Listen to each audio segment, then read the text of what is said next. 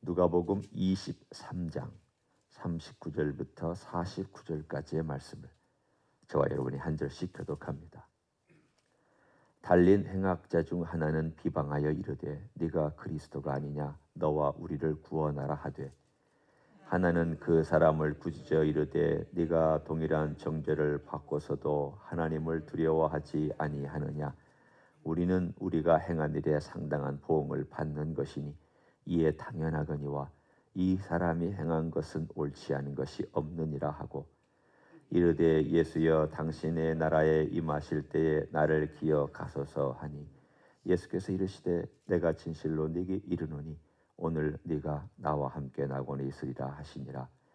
때가 제6시쯤 되어 해가 빛을 잃고 온 땅에 어둠이 임하여 제9시까지 계속하며 성소의 휘장이 한 가운데가 찢어지더라. 예수께서 큰 소리로 불러 이르시되 아버지 내 영혼을 아버지 손에 부탁하나이다 하고 이 말씀을 하신 후 숨지시니라. 백부장이 그 된 일을 보고 하나님께 영광을 돌려 이르되 이 사람은 정녕 의인이었도다 하고, 이를 구경하러 모인 무리도 그 된 일을 보고 다 가슴을 치며 돌아가고 같이 읽습니다. 예수를 아는 자들과 갈릴리로부터 따라온 여자들도 다 멀리 서서 이 일을 보니라. 아멘. 오늘은 우리가 흔히 얘기하는 성 금요일이죠. 예수님께서 십자가에 달려 돌아가신 그 날입니다. 오늘은 지금 이 시간, 지금이 시간으로 따지면 한 6시가 좀 넘었는데, 사실 이때 재판정이 열리고 있었던 시간입니다. 그러니까 예수님은 불법 재판에 회부되어서 불법적으로 언도된 유대인의 재판, 그리고 빌라도의 재판, 다 사실은 어떤 의미로 보면은 정당한 재판이 아니었습니다. 그런데 이 재판을 받고 주님께서 십자가에 달리셔서 얼마 되지 않자 두 행악자가 같이 달렸습니다. 그런데 이 두 행악자가 달려서 같이 예수님을 욕했습니다. 그러니까 이 사람들은 우리가 쓰는 표현 중에 극악하다라는 단어를 쓰잖아요. 얼마나 극악했으면 십자가형을 언도받았을까를 생각해 보십시오. 그 당시에 형벌이 있었지만 웬만해서는 이런 형벌을 하지 않았습니다. 로마 사람들이 아무리 군대를 사용해서 이웃을 정복하는 나라라 할지라도 그 피지배 민족에 대하여서 형벌을 가할 때 십자가형은 웬만해서 안 했습니다. 어느 정도가 돼야 십자가형을 언도했느냐면 아주 잔인하게 사람을 많이 죽인 사람. 그래서 이 사회에 절대 존재해서는 안 되는 극악한 흉악범, 혹은 로마 체제에 반대해서 반란을 일으켰던 두목이나 그런 앞잡이들이나 이런 사람들만 사실은 십자가형에 언도를 했습니다. 그런데 여기 이 행악자라고 나와 있는 이 두 사람은, 그러니까 우리가 이 사람들이 뭘 했는지는 모릅니다. 그렇지만 이 사람의 한 사람의 고백을 통해서 보면 이런 말을 해요. 우리가 행한 일에 상당한 보응을 받는 것이 이에 당연하다. 이 말을 한 걸 보면 그들은 반역을 일으켜서 애국운동을 한 사람들이 아닙니다. 만일 반역을 해서 애국운동을 한 사람이라면 이런 말 하지 않죠. 나 떳떳하다. 나 이 민족을 위해서 내가 이렇게 형벌받고 있다. 이런 말을 할 거예요. 그런데 그런 말을 한 것이 아니라 우리는 나쁜 짓 많이 했다. 바꿔 얘기하면 사람 많이 죽였다. 우리는 이 세상에서 사실은 존재할 수 없는 그런 아주 나쁜 사람이다라는 고백을 이 행악자 한 사람이 자기 입술로 고백하고 있습니다. 그러니까 만일 이 두 사람을 표현한다면 극악한 사람들이다라고 표현해야 맞습니다. 그럼 예수님은요? 예수님이 로마에 반역을 했습니까? 반란을 일으켰습니까? 반란을 일으켜서 무슨 운동을 벌였습니까? 사람을 죽였습니까? 사람을 잔인하게 어떤 이익을 취하고 돈을 뺏기 위해서 강도질을 했습니까? 그런 일이 한 번도 없었고, 심지어는 사람을 살리고 섬겨주시고 그리고 병 고쳐주시고 이런 일들만 하신 분이 이 달렸다라는 것은, 이 강도가 처음에는 예수님 욕하다가 둘 다 욕하다가 한 사람이 고통 가운데서 옆에 있는 예수를 지켜보니까 자기들하고 다르거든요. 자기들은 십자가에 달릴 때 욕을 얼마나 했을까요? 얼마나 고통스럽게 저주하면서 그렇게 발악했을까요? 그런데 예수를 보니까 자기들하고 너무 다른 거예요. 심지어는 말도 안 되는 얘기를 합니다. 하나님 아버지, 저들이 하는 일을 저들이 모릅니다. 저들의 죄를 용서해 주십시오. 어떻게 이런 최악의 상황에서 저런 표현이 나올까? 여러분 같으면 여러분에게 무고한 죄를 뒤집어 쓰고 여러분을 고통스럽게 고문하고 여러분에게 신체적인 고통을 가하고 있는 사람에 대하여서 저 사람이 저 하는 죄를 모르니까 하나님 용서해 주십시오, 이 말이 나올까요? 안 나오죠. 이런 말이 나올 수가 없습니다. 그런데 그 말을 하고 있는 그 모습을 지켜보던 이 강도가 생각하기 시작을 했습니다. 도대체 뭐 하는 사람이냐? 도대체 뭐 하는 사람이길래 저런 말을 할 수가 있느냐? 이 사람들도 예수님에 대한 소문은 과거에 들었겠죠. 직접 만나본 적도 없고 또 예수님 앞에 온 적은 없지만 강도질 하느라고 뭐 왔겠습니까?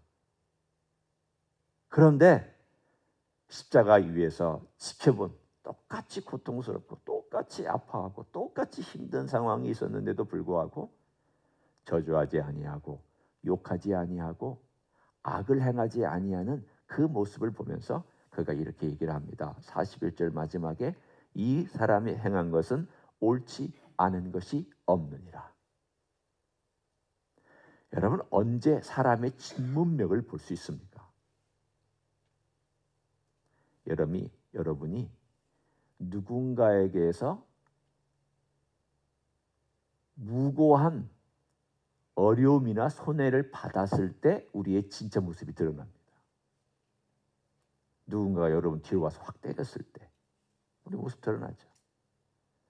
누군가가 여러분의 돈을 빼앗아 갔을 때 우리의 진짜 모습 드러납니다. 누군가가 나에게 심한 말을 하고 욕을 했을 때 우리의 진짜 모습 드러납니다.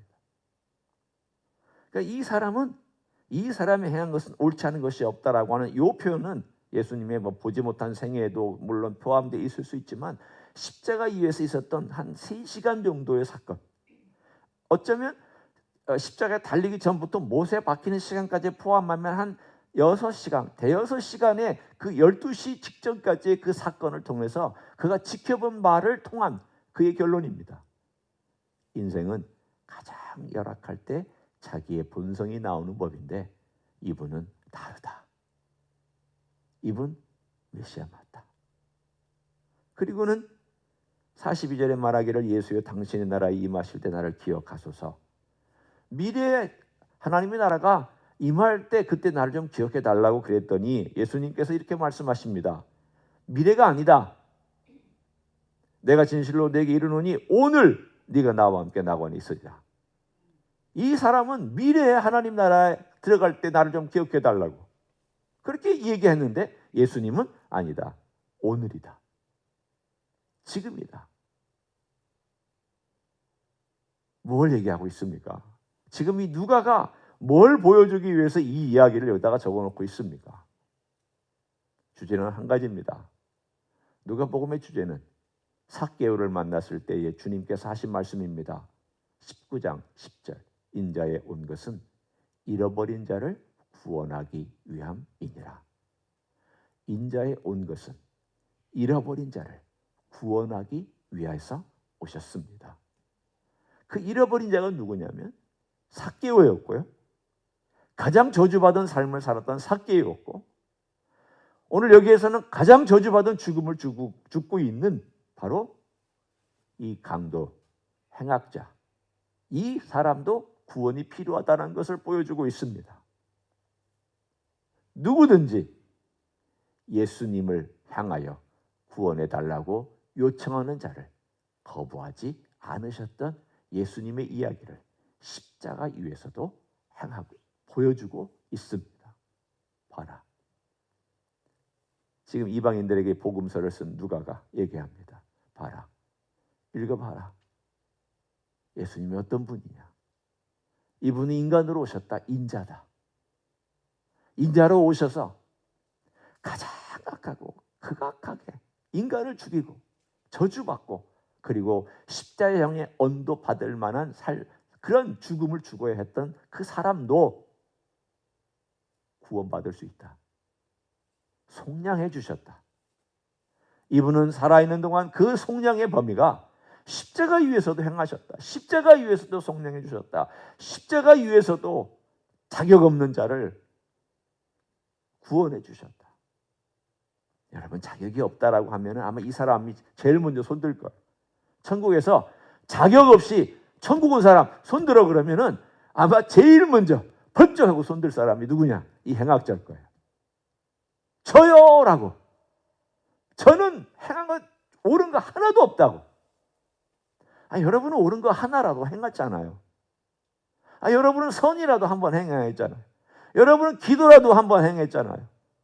여러분은 봉사라도 한번 행했잖아요. 이 사람은요. 봉사한 게 뭐가 있어요? 기도 생활한 게 뭐가 있어요? 의로운 삶을 산 게 뭐가 있어요? 뭘 잘한 게 있어요? 이 사람이 만약 죽은 사람이면 억울해서 그럴 거예요. 저 사람이 천국 간다고요? 나 억울해 죽겠다고 그렇게 얘기할 거예요. 저런 악한 존재가 천국 간다는 게 나 억울하다고. 손해봤던 사람들은 그렇게 얘기할 거예요. 그런데 이 모든 거에도 불구하고 이 사람은 예수님을 바라보고 날 좀 불쌍히 여겨달라. 예수님, 저를 좀 불쌍히 여겨주십시오.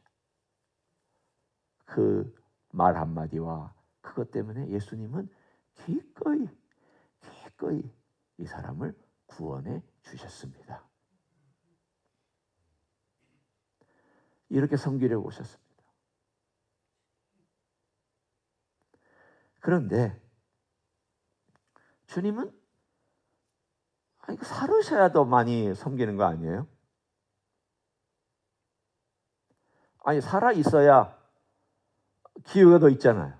우리 같으면 경제적인 논리로 생각할 때 살아 있어야 생산도 더 하고, 살아 있어야 더 많은 사람 만나고, 살아 있어야 더 많은 일을 할 수 있고, 살아 있어야 훌륭한 일도 더 나중에 할 수 있고, 살아 있어야 하고. 저 형님이 39에 돌아가셨어요. 병을 얻어서 돌아가셨는데 너무 아깝죠. 제가 그때 신학교를 다니고 있었거든요. 달라스에서. 근데 하나님께 그렇게 기도했어요. 하나님, 너무 아깝다고. 39의 나이가 너무 아깝다고. 형님이 죄송해요, 자랑하려고 하는 게 아니에요. 서울대 경제학과 나와서 그리고 미국에서 공부하고 여기서 틈틈이 신학도 공부했어요. 목사 되려고 한 건 아니고 좀 잘 섬겨보려고 틈틈이 신학도 공부했어요. 그래 한국에 돌아가서 다시 자기의 일터에서 또 교회에서 섬기고 일하다가 병을 얻었어요. 그래서 39에 돌아가셨어요. 그때 하나님께 사실 따졌습니다. 하나님, 너무 아깝잖아요. 인생이 39이 뭡니까? 39이 이제 한창 일할 나이에 데려가신다는 게 이게 얼마나 아까운 일입니까? 하나님께 따진 일이 그거예요. 우리의 계산은 항상 그런 거예요. 너무 아깝다. 살아서 일해야 된다. 늘 이렇게 하나님이 해주셔야 된다. 우리의 논리는 그거예요. 예수님도 살아계셔서 일하셔야 더 많은 일을 하신다. 살아계셔야 더 많은 사람을 만나서 구원해 주시고 병 고쳐주시고 직접 이야기하시지 않겠느냐고 그렇게 얘기할 수 있죠. 그런데 누가는 다르게 얘기합니다.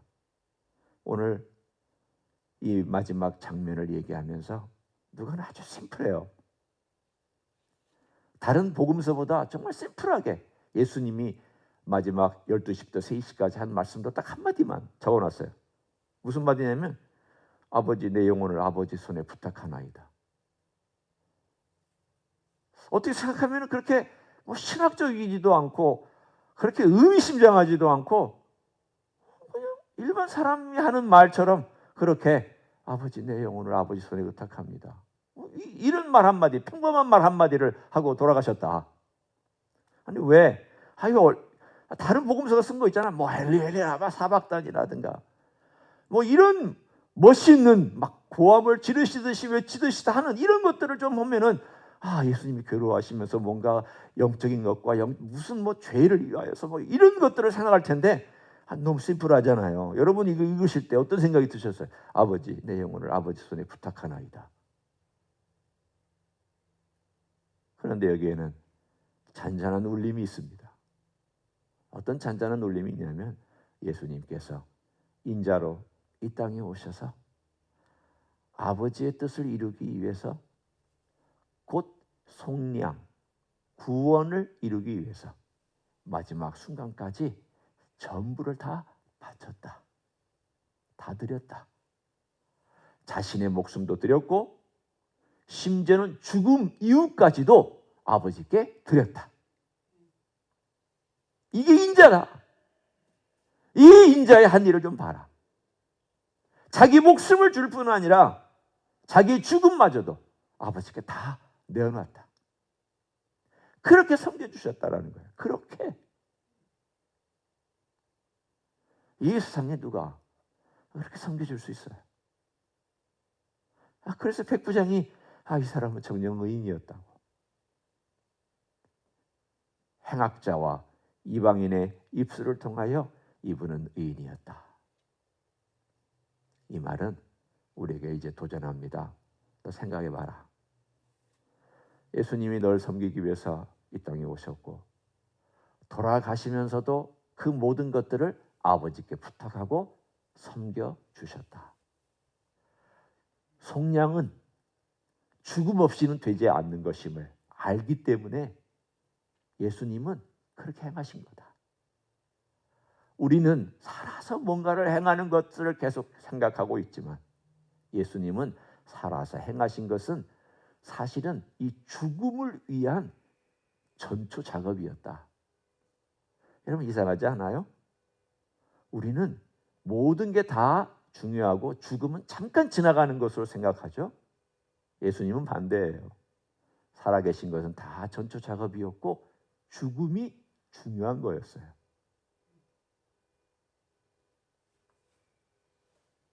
왜냐? 속량은 죽음이 있어야 이루어지기 때문에. 구원은 죽음이 있어야 이루어지기 때문에.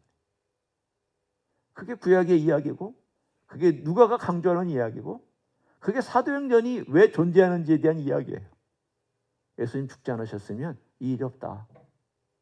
속량이란 죽음이 없이는 이루어지지 않는다. 근데 속량을 완성하기 위해서 주님은 죽으셨다. 구원을 완성하기 위해서 죽으셨다. 잃어버린 자를 구원하기 위해서 속량하기 위해서 예수님은 죽으셔야만 했다. 끝까지 죽으셔야 했고 모든 걸 다 내어놔야 됐고 다 바쳐야 됐다. 이것이 예수님의 구원의 스토리다. 오늘 우리에게 예수님은 십자가에서 죽으신 이 이야기를 고통스러워하는 이야기를 적지 않았어요. 누가는 그렇게 안 적었어요. 왜 예수님이 고통스럽지 않으셨겠어요? 왜 힘들지 않으셨겠어요? 그게 말이 됩니까? 손에 못 박아놓고 발에 못 박아놓고 그것으로 자기 체중을 견디라고 해놓은 그 십자가의 형이 왜 고통스럽지 않겠습니까? 그런데 오늘 누가가 이야기한 내용을 쭉 보면 예수님의 고통이 하나도 안 나와요. 그것은 누가가 무관심해서가 아닙니다. 예수님이 고통스럽다는 것을 몰라서가 아닙니다. 의사인 그가 그걸 몰랐겠습니까? 의학을 공부한 그 사람이 인간의 고통에 대해서 몰랐겠습니까? 너무 잘 알죠. 너무 잘 아는데도 불구하고 이렇게 어떻게 보면은 밋밋하게 적어놓은 것은 바로 무엇 때문이냐? 속량을 생각해봐라. 속량은 여기까지 자신의 모든 것을 주시기까지 완전히 목숨마저도 내맡기고 순종하기까지 드렸던 것 때문에 너에게, 나에게 이 속량이 온 것이다. 이런 예수님 때문에 우리가 구원받았어요. 이 구원은 너무 소중한 거죠. 이 구원을 주시기 위해서 예수님이 죽을 힘을 다해서 죽으신 거예요. 말의 표현이 좀 이상하지만 양해하고 들으세요. 죽을 힘을 다해서 죽으신 거예요. 최선을 다해서 죽으신 거예요. 모든 영향을 이 죽음에다 쏟으셨어요. 그리고 이 죽음은 하나님의 뜻을 이룬 것이었고 우리의 구원과 속량을 위해서 하신 죽음이에요. 그래서 예수님은 성찬식 할 때도 내가 이걸 기다리고 기다렸노라. 이 말은 무슨 뜻일까요? 성찬식도 기다리고 기다린 것이지만 십자가에 달려 돌아가시는 것도 기다리고 기다렸다는 뜻입니다. 이게 말이 돼요? 나 죽음을 기다리고 기다렸다. 우리는 그렇게 안 살잖아요. 잘 살고 건강하게 살기 위해 사는데 예수님은 내가 죽음을 기다리고 기다렸다. 내가 너희들에게 주려고 하는 가장 소중한 것을 주기 위해서 내가 기다렸다. 예수님은 그렇게 우리를 위하여 자신의 생명과 죽음마저도 주신 우리의 구주, 우리의 구세주, 우리의 목자, 우리의 왕, 우리의 소중한 고백되어지는 주님이신 줄 믿습니다. 이런 주님 앞에 오늘도 더 깊이 나아가는 여러분 되시길 예수님의 이름으로 간절히 축원합니다. 기도하겠습니다. 통성으로 기도하기를 원합니다. 예수님은 죽기 위해서 그리고 죽음을 준비하는 데 모든 심혈을 기울이셨고 계획을 세우셨고 그 때를 잡으셨고 그리고 스스로 죽음의 길로 걸어가셨고 그리고 십자가라고는 참으로 극악무도한 범죄라고 하는 현장에 우리를 대신해서 돌아가 죽으셨고 끝까지 죽음마저도 아버지께 맡기는 순종의 길을 걸어가셨습니다. 그것은 우리를 속량하시기 위해서 그렇게 하셨습니다. 저와 여러분의 구원 때문입니다. 이런 주님께 고맙고 감사하고 말로 알 수 없는 은혜, 어떻게 내가 이런 은혜를 받았는지, 이런 은혜가 나에게 왔는지, 그런 귀한 주님의 놀라운 은혜를 오늘 감사함으로 그리고 묵상함으로 그리고 우리 주님께 찬양함으로 내가 살기를 원한다고 통성으로 기도하시겠습니다. 주님 고맙습니다. 참으로 하나님 아버지 우리의 모습 연락자와 다를 것이 없습니다.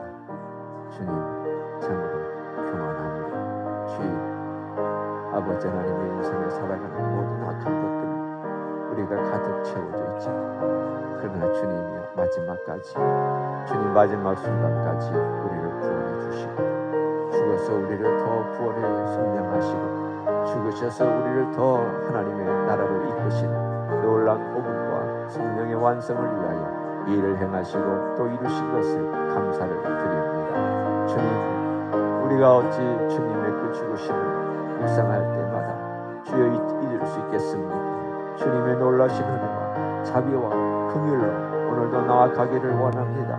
그 놀라우신 자비 가운데 오늘도 걸어가기를 원합니다. 주님 우리의 심령 속에 악함도 있고 잘못된 것도 있고 미련한 것도 많지만 우리의 죄악을 다 담당해 주시고 또 우리를 속량해 주시기 위해서 기꺼이 그 길을 걸어가셨으니 감사를 드립니다. 놀라운 주님의 성호를 찬양합니다. 주님의 일들을 찬양합니다. 주님의 사랑을 찬양합니다. 주님 감사합니다. 경배를 올려드립니다. 놀라운 일들을 위하여서 감사와 영광을 올려드립니다. 주님 도와주시니 감사를 드립니다. 예수님 고맙습니다. 이 땅에 오셔서 죽기 위하여 그 길을 걸어가셨고 죽기 위하여 예루살렘으로 올라가셨고 죽기 위하여 기다리셨습니다. 그날을 기다리고 기다리셨습니다. 그것은 죽음 아니면 이루어질 수 없는 길이기에 죽음 아니면 이 하나님의 뜻을 이룰 수 없었기에 그것도 잔인한 죽음, 처절한 죽음을 죽어야만 했기에 우리 주님은 그날을 기다리고 기다렸습니다. 주님, 우리의 인생을 생각하면 이해가 안 됩니다. 우리는 살기 위해서 이 땅에서 먹고 마시고 우리는 잘 살기 위해서 이 땅에서 활동을 하는데 예수님은 잘 죽기 위해서 이 땅에서 활동하셨고 예수님은 하나님의 뜻을 이루기 위해서 죽음을 향하여 걸어가셨습니다. 우리와는 다른 삶을 사셨던 그 예수님의 속량의 사건 때문에 우리가 살고 우리가 구원받고 우리가 속량받고 우리가 하나님께 나아가고 우리가 하나님께 영광을 돌릴 수 있는 생애 얻게 하시니 감사합니다. 영광을 올려드립니다. 주님의 놀라운 일을 경배합니다. 주님만 우리의 주님이시고 우리의 구세주시며 우리의 삶의 모든 주관자가 되심을 믿습니다. 오늘도 주님을 경배하며 나아가오니 사랑하는 종들의 생애를 축복하여 주시옵소서. 이제는 우리 구주 예수 그리스도의 은혜와 하나님 아버지의 극진하신 사랑과 성령 하나님 교통하심의 역사가 오늘도 우리 주님의 그 큰 사랑과 그 큰 섬김과 그 큰 능력과 은혜와 모든 것들이 얼마나 귀한지를 다시금 깨닫고 우리 주님 앞에 더 가까이 가기를 소원하는 이 자리에 참여한 모든 종들 위에와 주임지 히스교회 위에와 이민교회들과 한국교회들과 선교사님들 위해 이제로부터 영원히 함께 하실지어다. 아멘.